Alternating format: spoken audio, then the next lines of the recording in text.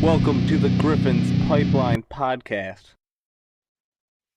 Welcome back to the Griffins Pipeline Podcast.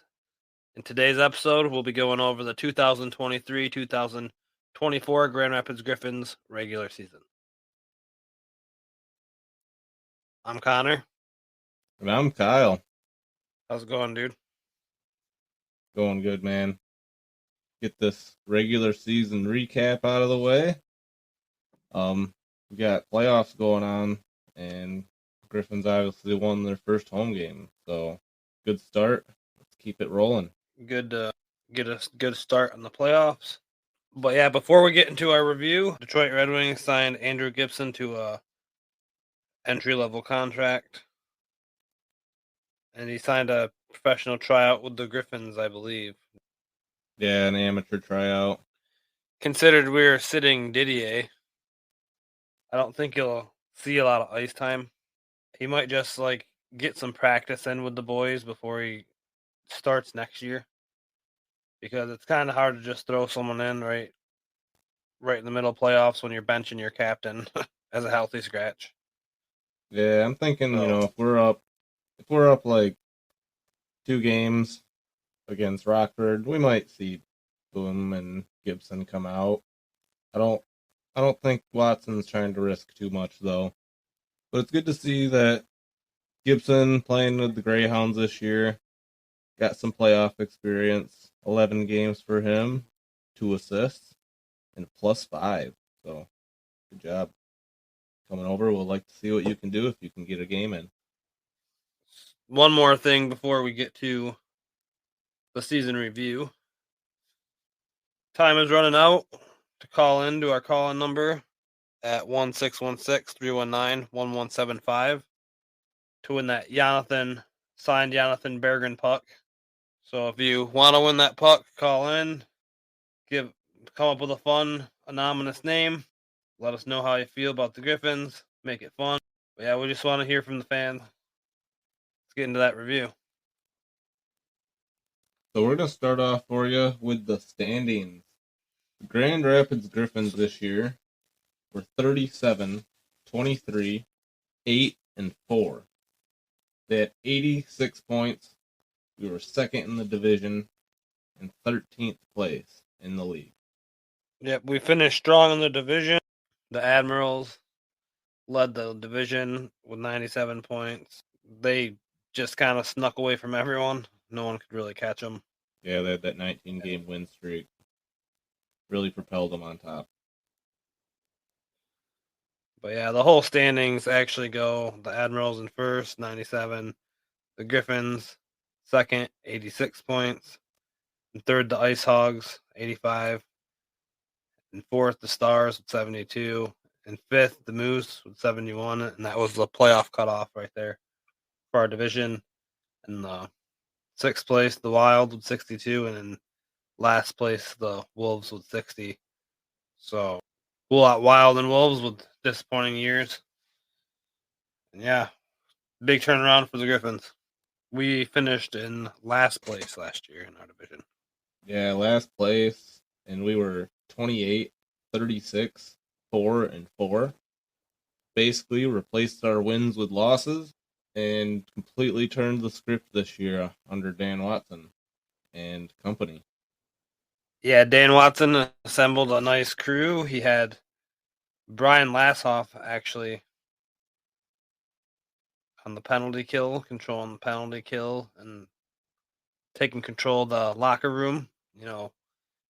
Being here for so long and being the captain last year, his body just wasn't keeping up, but he doesn't want to quit playing hockey, so he's back in the locker room. Great addition.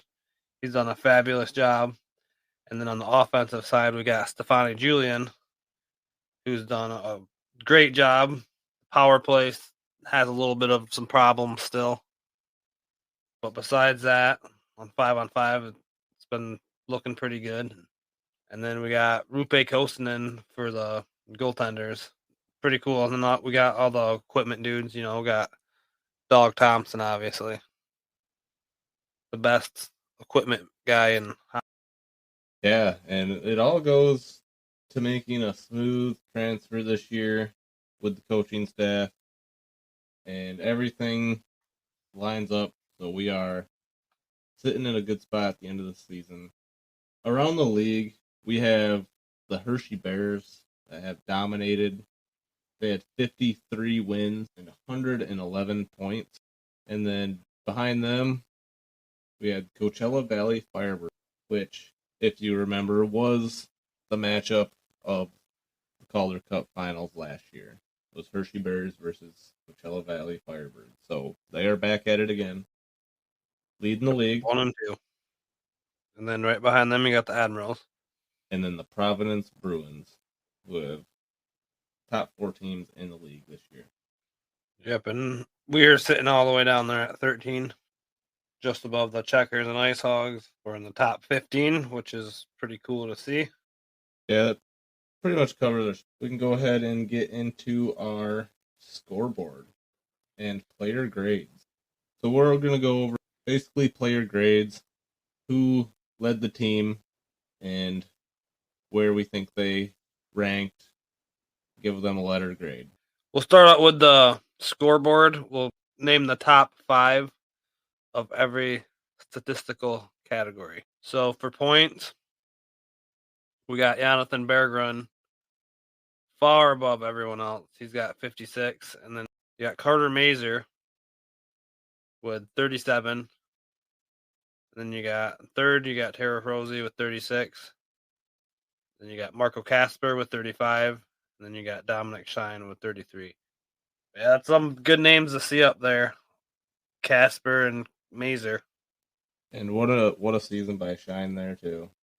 Yeah, definitely. So then for goals, we got in first place, we got Jonatan Berggren with 24 goals. In second place, we got Carter Mazur with 17 goals. In third place, we got Joel Esperance with 16 goals. In fourth place, we got Marco Kasper with 14 goals. Zach Aston Reese has also got 14. Leading our team in assists, we have Jonatan Berggren with 32. Tara Hirose, 27. Brogan Rafferty with 25. Dominic Shine, 23. Simon Edmondson, 22. Nice list of playmakers there. So then leading our team in plus minus, we have Marco Kasper at plus 9. We have Tyler Spezia at plus 8. Dominic Shine at plus 8. Albert Johansson at plus 7. And Wyatt Newpower at plus 6. Along with Josiah Didier at plus 6. Nice to have some plus dudes. Last year, it was pretty much everyone was negative. If someone was like plus 1, they're like sent down from the heavens. So for the goalies, so leading the team, Sebastian Kosa with a 2.41 goals against average, and then Michael Hutchison with a 2.89 goals against average. Both pretty good. And then save percentage, you got Kosa with 0.913, and then you got Michael Hutchison with 0.892. So solid goaltending this year. Nice, solid 2 goalies. We got Billy Huso in there for 1 game. He got a shutout. And then we had John Luthman for half a game. So in all reality, the 2 goalies we had is a lot better than the 12 we had last year. Yeah, and I think the team felt very comfortable playing in front of both goaltenders all year long. All right, let's get those grades done. All right, you want to go right back into goalies here. We got Kosa and Hutchinson. We got to go ahead and give Kosa the A. I mean, I think it's pretty obvious. He's been outstanding this season with 40 games played, getting that upper half of the games allowed, taking that A tier that we wanted, that 1A that everyone likes to say 1A, 1B. Kosa is definitely the 1A. He's got 2 shootouts on the year. Definitely seemed like he could have grabbed more, but some late goals by teams and denied a couple. So only 2. It seems like a low number. Then 22 wins for Kosa on the season out of his 40 games played. You got to give him the A because he's just taken the development path like better than you could even imagine. It's like the perfect scenario. He started off the season last year in GR. He didn't do great. He ended up going down to Toledo. He did great in Toledo. And then he started off the training camp really bad too this year. So everyone was kind of worried about it. And no, he came right in here and he stood tall and had probably the best season you could have hoped for. Yeah, and when we did our mid-season review on Kosa, Hutchinson actually had played more games than Kosa at that point, and had basically better numbers in everything but save percentage. So, getting into Hutchinson, I gave him a B minus. Yeah, I gave him a B minus as well. I just feel like he kind of, in the second half of the season, he kind of let a lot more goals in, easier goals than he should have. He still played a solid game, hence why he got the B minus still. But he definitely kind of started hotter in the beginning of the season, and it kind of cooled down a little bit. And Kosa definitely took over the position, and just because his position got taken, yeah, he's gonna have to get a B minus, opposed to an A. Yeah, and that like I said, they both, like, the team plays comfortably in front of both of them. But when Kosa is out there, it just feels like we have that extra edge. So yeah, B minus for Hutchinson. Like you said, he kind of let a couple easier goals in late in the season, and just some of the games seemed like we just started losing with Hutchinson out there, but we were winning every time Kosa. Yeah, Kosa definitely led the room by the end of the season. Alrighty, let's get to the defense. So starting with Simon Evanson, obviously he's gonna get an A, probably from you too, right? Yep. Anytime a player gets that kind of opportunity to go up to the Red Wings and nails it like that, has a great season down here in Grand Rapids, that's an A, man. Just all around, been our best defenseman, and playing 54 games for us this year. His 8 goals and 22 assists for 30 points. He stayed at a +5 and had 102 shots and led our team in for defensemen in shots this year. He had a little bit of issues last year where he'd fling the puck out. He's pretty much completely solved that. He makes a lot better decisions, quicker decisions. He's like calmly can move the puck around. Like he just looks at ease when he has that puck. And it kind of is almost like you want him to hurry up, but he like makes it go smoothly every time.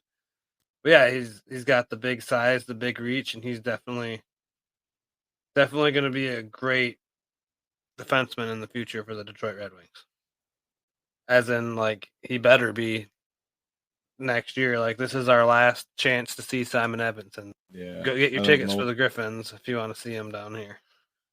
Yeah, I think Mo Sider is now pulling for Edmondson to be up on the Red Wings, so we'll probably see him up there start next season. He will not be a Griffin after the playoffs. You mentioned Simon Evanson, you got to go right into Albert Johansson.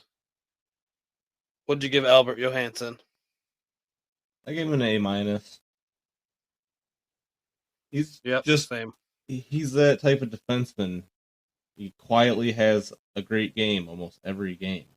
There's not a lot that frustrates him. He's very level-headed and he's very solid in both sides of the ice. He has scored 6 goals this season, and he has 15 assists for 21 points. But he's also a +7 in keeping pucks out of our net and making huge defensive plays to do it, whether they're like complete steals, but always getting the turnover in the defensive zone and getting the puck out, finding a way to get the puck out of the defensive end. Beautiful to watch Albert Johansson play defense. Yeah, and he should also be up on the Detroit Red Wings next year. Yeah, 100 shots also for Albert Johansson. All right, so next up we got Antti Tuomisto. Yeah, Ante Tuomisto had a great season, getting a lot of experience in the AHL. I gave him a B+. I also gave him a B+. In some of the lower lines at the beginning of the year, he started in Toledo and just kind of worked his way right on up. Before you know it, he's playing with Edmondson at the top line, getting top line minutes some nights. And it's very interesting to watch him grow. He's a big guy, and he plays a steady game. And he's got a laser beam slap shot. He's got that laser beam slap shot, but man, we'd like to see it go in the net more. Yeah, Tuomisto has played 50 games for us this year. Got 5 goals, 12 assists, 17 points, and he's a +4. So William Wallander. I might be a little bit more of a critic on Wallander, but I ended up giving him a C+. I gave him a B-. Explain to me why you gave him a C+. I'll tell you why I gave him a B-. They had 65 games. He's got 3 goals, 12 assists for 15 points. But where it gets me is he's sitting at -4. And that's the lowest on the team for our defenseman. Not where you want to find yourself. I think if I had the number of hits he had, it would change my mind a little bit. So Wallander's been great. I'd like to see him clean up a little bit, and it's almost like when Edmondson went up, I expected him to take on more of a role, play like top line or second line defensive minutes, and just kind of seemed like he stuck around second line, third line minutes. Yeah, see, that's why I want to give him a B-, because I want him to live up to that potential. And the hits, the physicality that he's been showing out there, if he can just blend that and like solidify his game and clean up his sloppy areas, I think he could be a solid, like you said, he could sit there for Edmondson and be a good replacement for him next year. So yeah, it's not that much different from what we saw from Edmondson in his first season. You know, sometimes you can't always find the play in the first split second you have the puck, so you got to do something with it, and it ends up being a turnover. And it's all a learning process getting over here into the North American hockey. Well, see, like Wallander played for Rogel, right? Before him was Mortiz Sider, who had that solid defensive spot, and then he kind of took over that role when Mortiz Sider left. And that's like why he was so highly touted down here when he was coming over, you know? Like everyone's like, oh, he's going to be great. But yeah, so when Edmonton's stepping away next year, we're really hoping to see that kind of year from him like he did back in the SHL. We can go over Brogan Rafferty now. Brogan Rafferty's played 62 games. He's got 4 goals, 25 assists, 29 points, and he's a +3. And that is second on our team in points for defensemen. But also with his great defensive stuff, he also has made some mistakes. Keep in mind, some pretty crucial ones. But besides those mistakes, everyone makes mistakes. He's been pretty solid. So yeah, I gave him a B. Yeah, I ended up giving him a B+ because he has been creating a lot of chances in the offensive zone on the power play. And he's got 99 shots right behind Edmondson and Johansson. So kind of leading the march as our veteran defenseman. So your side Didier. The captain. I gave Didier a B. As did I. Which I In our mid-season review, I gave Didier a C. So this is a huge improvement for him to get all the way up to a B by the end of the year. In 61 games, he's got 4 goals, 4 assists for 8 points, but he's a +6. And Didier's definitely laid some of the biggest hits out there this season. And man, he's the captain. He's done a lot for the city. He's really come to grow on us, both, I think. Great presence in the locker room. You can tell all the younger prospects look up to him, and that's huge to see. So yeah, definitely get a B for Didier. All right, so Wyatt Newpower, I gave a C plus. I gave him a little worse earlier in the year, but I feel like lately been looking like a lot better of a player. Yeah, for sure. I gave him a C, mainly because I believe he's been a healthy scratch a lot. The difference is from the mid-season to now, man, he has completely cleaned up his game. As far as I remember, we kind of called him out for like charging people, where he'd like leave the play behind and completely open up the ice. I don't think we've seen a whole lot of that. He's got 34 games all season.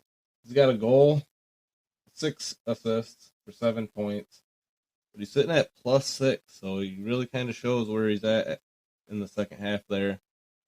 And 58 penalty minutes on the season, where he had 40 in the first half of the season. So he really cleaned it up there. Impressive change of demeanor and character. So nice. So we got Radim Shimek. Yeah, we've seen 9 games for Shemek. Hard to give him a rating. I gave him a B minus because he's done a lot of just he's gone out there and done what Dan Watson's asked of him. He's a veteran coming in from an NHL team, the San Jose Barracuda organization. Good to have another veteran in the lineup. They know what they're doing, and it's a steady performer. And he's got an assist for us so far. But I'm looking to get our first goal from Shemek out here in this playoff run. I gave him a B minus also. So Emil Vero, our last defenseman on the list today, I gave him a C plus. I gave him a C plus too. I mean, he's done good. He's just there's mistakes that happen when he's out there, but he's just not consistent. Is my only thing with him. He does really great things, and then he does really not great things sometimes that lead to turnovers. But if he can get that under control and get his consistency down, I feel like it could work his way back up to like a B. And 32 games played this year. He had a goal, 5 assists, 6 points. He's a +5, so he's doing a decent job defensively. I think we're just kind of seeing. I'd like to see him get a little more experience now at this point. You know, we've had a lot of movement with defensemen this late in the season, but Vero's been a healthy scratch a lot as well. So limited games means limited experience. Pretty much what it sums up to. Yep, that's it for the defensemen. We'll move on to the forwards. We're going to start with Jonatan Berggren. I'm going to give him an A. Yeah, Berggren gets an A for sure. Yep, leading the team in almost all the scoreboard statistics. Yeah, you're going to have to give him an A. He's definitely proved himself down here. He's a star AHL player, and hopefully that he can go up on Detroit next year and he can prove to Yzerman that he is an NHLer. I mean, I think he's proved to all of us down here that he should be up there. I just think he's got to have the correct stones fall in line for him. Yeah. 53 games played, 24 goals, 32 assists, 56 points. He's our only point per game player. So Marco Kasper. Yeah, Marco Kasper, I gave an A minus. He's had a tremendous season. I also gave him an A-. He definitely improved a lot from the beginning. Like I said before, he was almost like Casper, the invisible ghost. You expected a lot more from a first-round guy, but wow, he definitely turned it up, and he was up in the top 5 of all of our scoreboard. So yeah, he had a heck of a season, A-. Look to see him challenging for a spot on the wings next year. And I mean, I'd assume he'd probably start down here and for a while. You know how Iserman's been with our guys going up. But hopefully there'll be less of player jam and he'll get his opportunity. 71 games for Casper this year, most on the team. That's huge. 14 goals, 21 assists, 35 points, and +9 also leads the team. Just goes to show you how well-rounded Casper really is. Also getting 153 shots, which is 3 less than Berggren. Great season by Marco Casper. So Carter Mazer, I gave him B+. I gave Mazer an A-. Nice. But yeah, he's definitely been one heck of a player. He's a really gritty guy. He'll get right in your face. He's got the speed. He flies around. It's crazy. He's definitely gonna be a NHLer at some point. He was in the top 5 of our statistics. But yeah, he's had a great season, and he's kind of on that same boat with Casper. They're both the next 2 prospects challenging for Detroit. Yeah, and they both play with such an edge, and they're not afraid of anyone. 60 games played for Mazer, 17 goals, second on the team. As a rookie, that's what we want to see. 20 assists, Yes. 37 points.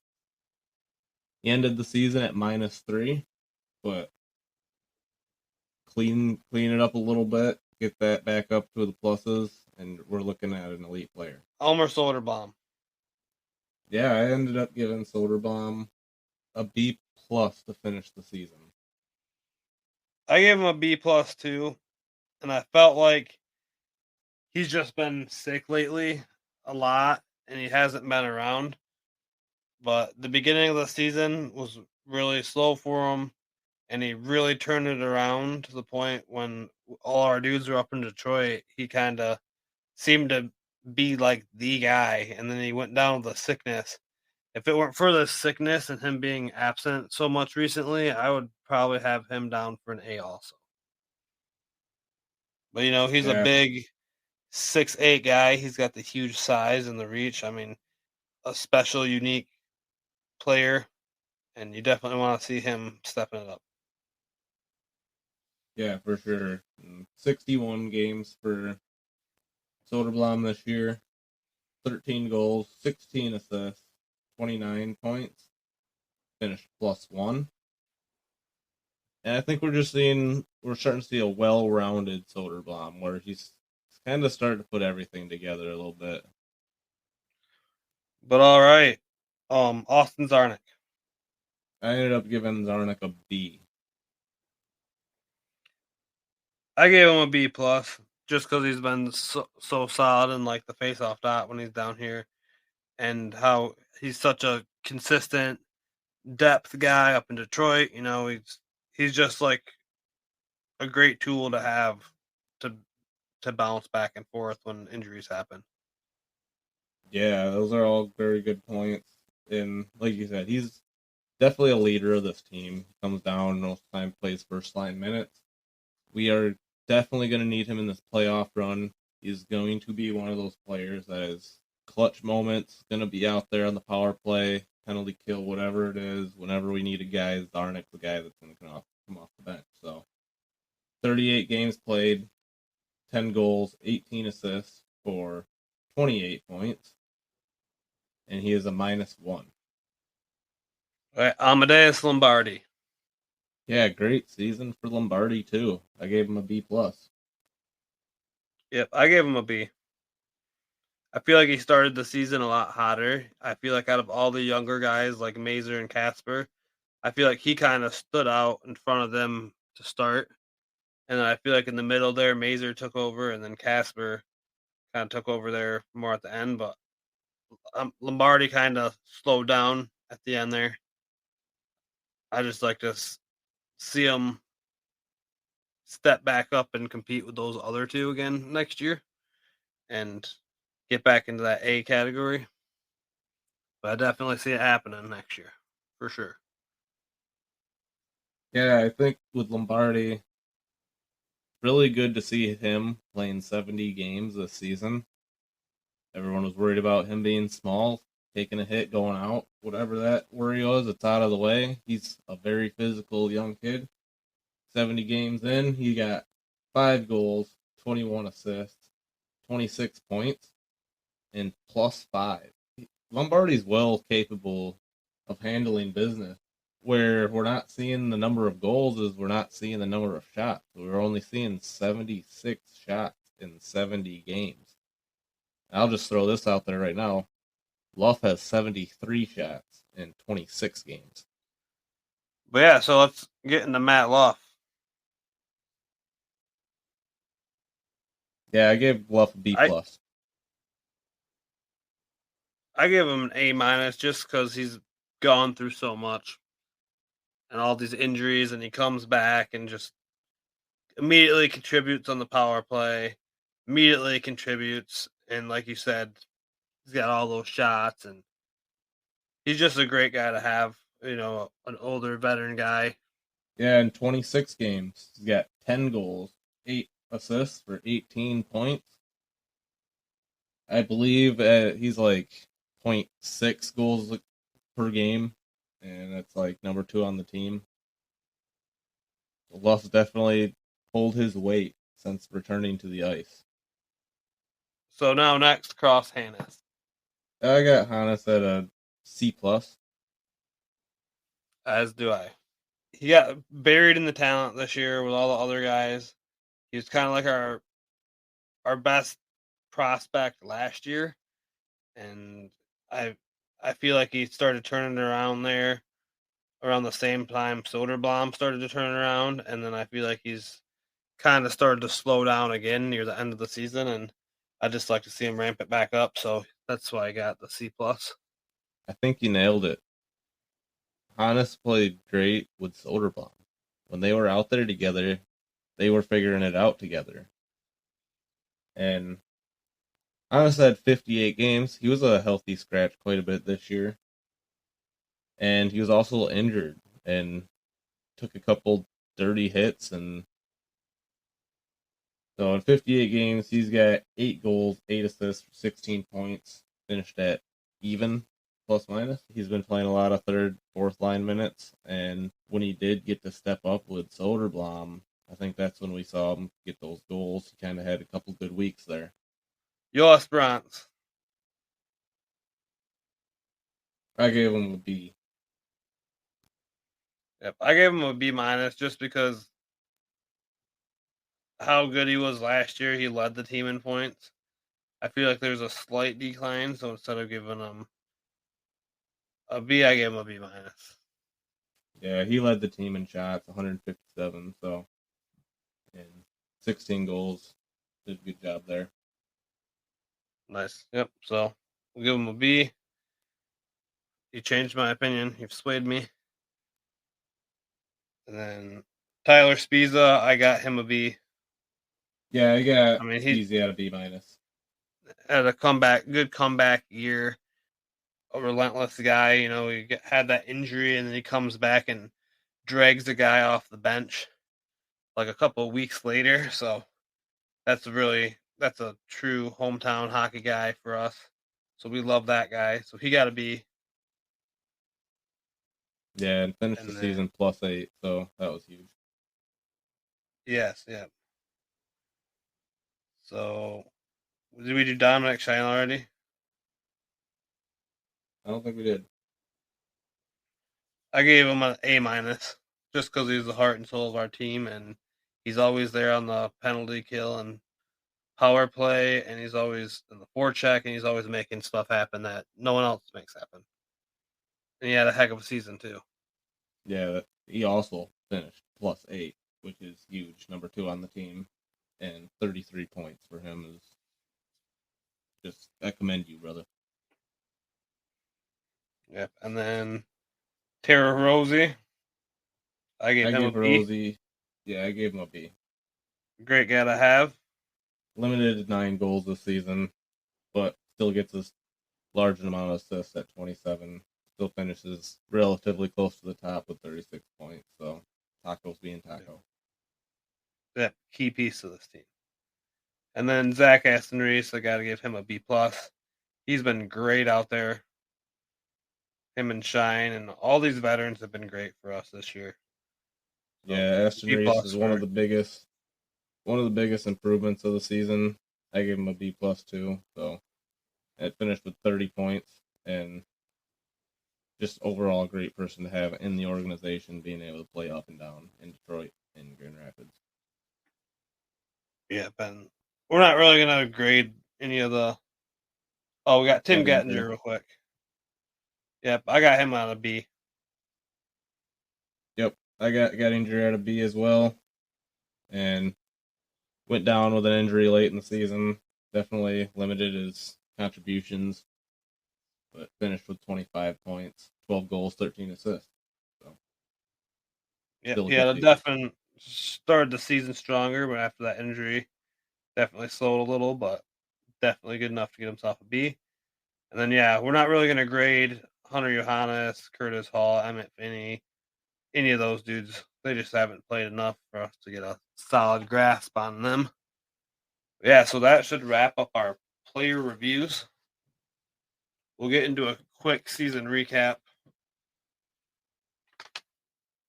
So the season started out in October. We actually, for opening weekend, we pulled a sweep on the Colorado Eagles. And we actually looked like a really good team out there. Great opening weekend. Yeah, it was super exciting just to be back to hockey again. And for you to go to your home ice and win 2 times in a row like that definitely lit some fire under you, just to be shut down the next weekend. Yeah, the Eagles struck back, and the rest of the month was pretty much chaos. We had that nightmare where we all threw the pucks on the ice and lost an OT to Cleveland. Yeah, it started to look like the same old Griffins hockey of last year. Like, we couldn't really generate any offense. We couldn't generate on special teams. We just couldn't even pass or control the puck, it seemed. But yeah, there are a couple standouts that month of October. Amadeus Lombardi probably looked the best out of everyone. But yeah, it was just looking disappointing, and the disappointment kind of continued right into November. I know me and you were spending a lot of time in the woods at this point. Yep, hunting. Doing between following the Griffins and following the deer around the woods. It became a struggle for us. Yeah, and we got swept. The Toronto Marlies swept us. The Texas Stars swept us.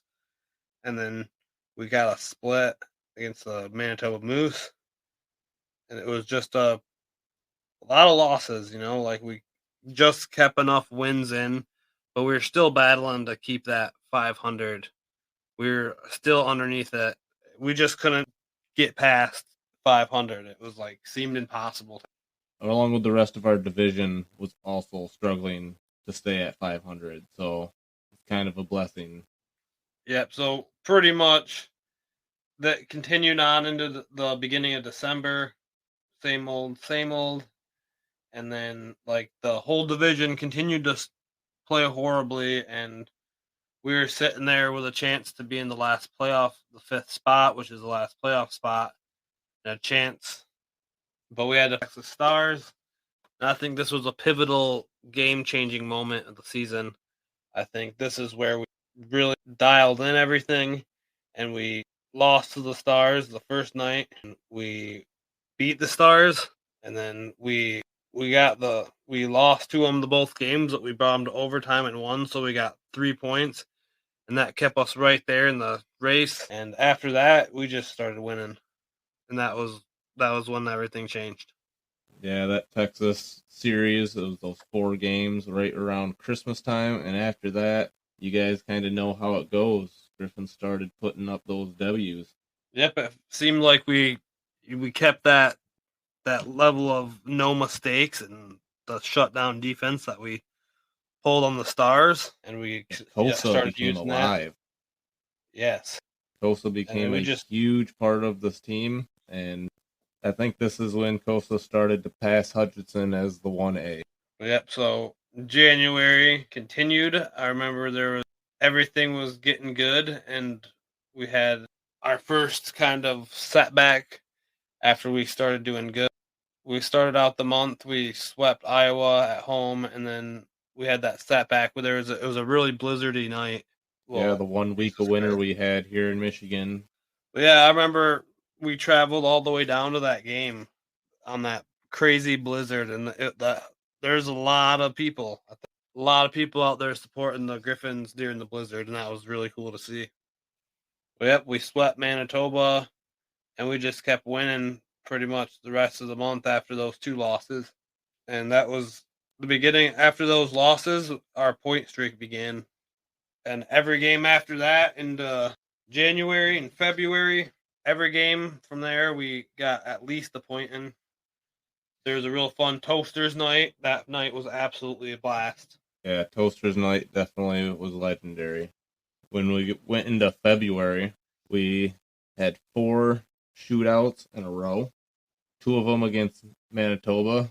We split a series with them 1-1. We lost to Cleveland twice in a row, both in overtime. Yeah, and this season Cleveland's kind of been our kryptonite. We play a good game against them, but they just get the luck of the bounce of the puck, and they just win somehow in overtime, or the refs give them a deal, or fans sucks on the ice. Cleveland was our most hated besides Rockford so far this year. But yep, the Grand Rapids Griffins ended up playing the Milwaukee Admiral, the biggest game in AHL history of teams with point streaks, biggest point streak matchup ever in the regular season. And the Grand Rapids Griffins won that and ended the Milwaukee Admirals game streak. Our streak was going strong, and it extended to 18 games, a franchise record for points, games with a point. Impressive stuff, man.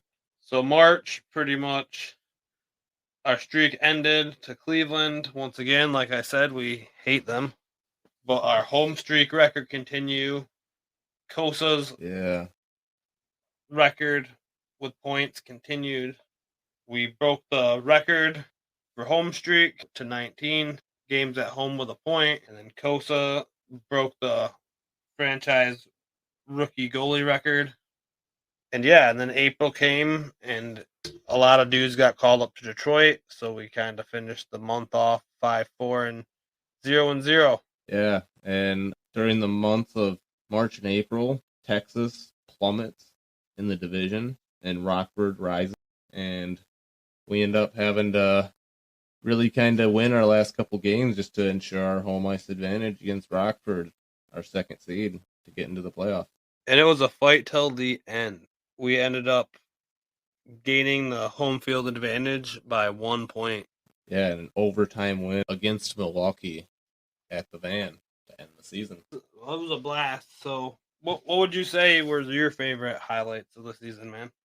There are some good nights out there this year. Toasters night definitely tops the list. Yep. The Berggren hat trick definitely is up there as one of the best nights. The Milwaukee win, the streak ender. And then our 18-game point streak, that was a big night. Yeah, just been a blast. Yeah, the 4 shootouts in a row. Like, the crazy season, man. Yeah, for sure. Me and you doing this podcast, it's been a wild one. It really has, man, and it's a blast, and it's so nice to be able to have this podcast now. Like, we plan on continuing on with it. We're so happy with the following we have right now. Like, we don't even care how many more people we get, honestly. Like, we love it, but like we're content and happy. Like this has just been so much covering this team and meeting all the people in Grand Rapids. It's been an absolute blast. We truly have the best community and one of the best hockey towns in America. Proud to be a Griffins fan, man. Yeah, go Griffins, man, for sure. But all right, so yeah, some predictions versus reality. Our predictions we had at the beginning of the season. we only had a couple because we didn't want to get too crazy on our first year. So you had asked me if I wanted one thing to go right for the Griffins this year, what would it be? And this is what I told you. So, if there's one thing this whole season there's one thing that you could have happen that you want to happen this year that needs to happen, what is that? Sebastian Cosa maintaining a good development and kind of claiming the number one in Grand Rapids, playing 36 games at least. And then I believe I asked you the same question. If you could have one thing go right. And your statement was... Okay. So, for my number one thing is make the playoffs, man. Please. Make it happen. I mean, we only have to be best 5 out of 7. I mean, like, the whole league make the playoffs. We got this. With all this talent, if we don't make the playoffs, we got some major problems here in Grand Rapids. But I don't see that happening. I really see us making the playoffs this year. The Griffins answered us, man. Yeah. Got what we wanted. Cosa playing 40 games this year. Takes that 1A job. Starts in the playoffs. And that's what you wanted. Let's get them playoffs, man. We got there. The only other prediction we had was where will the Griffins finish the season? And that is when I told you. So, where do you think the Griffins are going to finish in the standings this year? I would say we're going to finish in the top 10 teams in the league. Probably right at about 9 or 10. What about our division? I am hoping to be 2 or 3. 2 or 3? Yeah. Yeah, I was pretty close. We'll see what you said, man.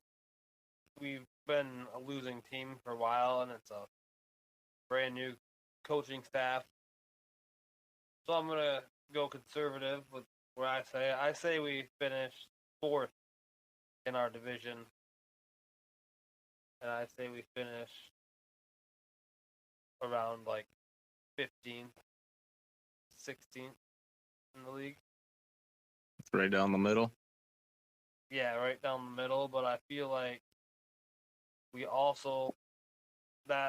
have a very high ceiling, man. Like, we could take the roof off this.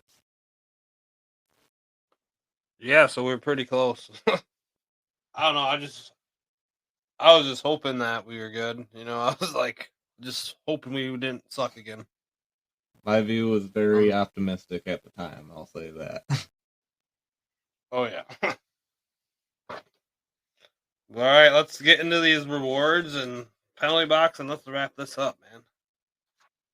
All right, welcome to the Griffins Pipeline Podcast 2023-24 Player Awards. We're going to start off with Best Forward. Who wins Best Forward, Kyle? Jonatan Berggren. All right, Best Defenseman goes to Simon Edmondson. Best Goalie goes to Sebastian Cosa. Who is the most improved player, Kyle? I think we go right back to Sebastian Cosa.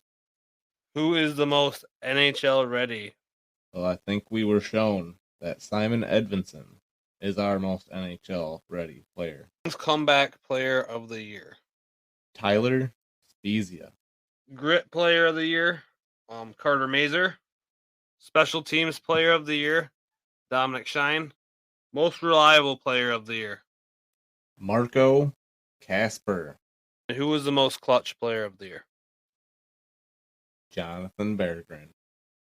Who was the MVP, most valuable player of the Grand Rapids in the 2023-24 season? Jonatan Berggren.